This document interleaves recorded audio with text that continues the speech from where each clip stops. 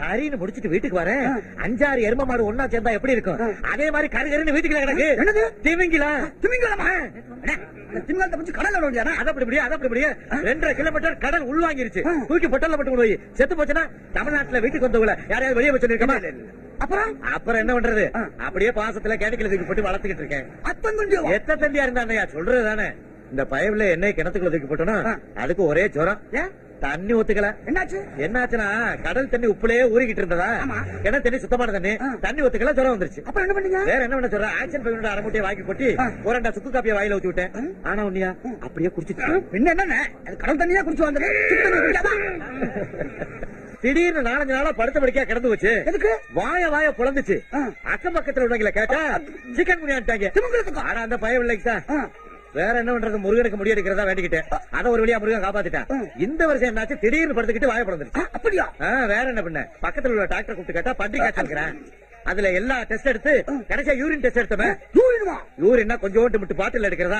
பக்கத்துல ஒரு குளமே நிறைஞ்சு வச்சியா குடி தண்ணீர் குடிச்சுக்கிட்டு இருக்காங்க. அத போயா குளத்துல இருக்க தண்ணி எந்த தண்ணி யாருக்கு தெரியும்? அதோட நின்னுச்சா திடீர்னு என்ன பண்ணுச்சு? பின்னாடி பச்சை கடல்ல போக ஆரம்பிச்சிச்சு. வித்தியாசமா போகத்தான் செய்யும்யா. திடீர்னு என் பொண்டாட்டிக்கு போன் பண்ணி என்னடி ஆச்சுன்னு கேட்டா ஆய்வு முடிச்சாலாம். ஆய்வு முடிக்கிறதுக்கு எவ்வளவு சிறப்பா போடுறது? எவ்வளவு சிறப்பா போடுவா? கடைசியா பார்த்தா ஜுரம் நின்று வச்சு சளி வந்துருச்சு. சளினா கொஞ்சமா இடுப்பு அளவுக்கு.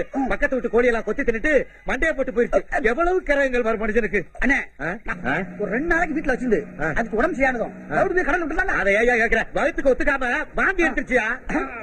இருக்குமே ஏறிடுச்சுல. ஒரே வாந்தியில 9 குட்டிய கக்கிருச்சு. வேற என்ன பண்ண? ஒவ்வொன்னு 13 கிலோ.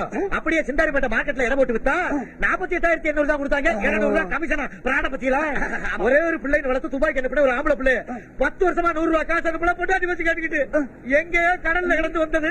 ஏதோ ஒரு உதவி பண்ணுங்கிறதுக்காக ஒரே வாந்தியில குடும்பத்தை உச்சத்து கொண்டு வச்சியா? இன்னும் ஒரு வாந்தி எடுத்துச்சுன்னா 2 வீட்டை கட்டி வாடகைக்கு விட்டுருவேன். வாந்தி எடுத்தா எனக்கு குட்டி கொடுங்க. பொண்டாட்டி வாந்தி எடுத்துருச்சா? இல்ல, முதல்ல அதுக்கு ட்ரை பண்ணு. ஆசையில பாரு. என்னையா இது? ரத்தம் என் காதுல இருந்து வந்த ரத்தையா இது?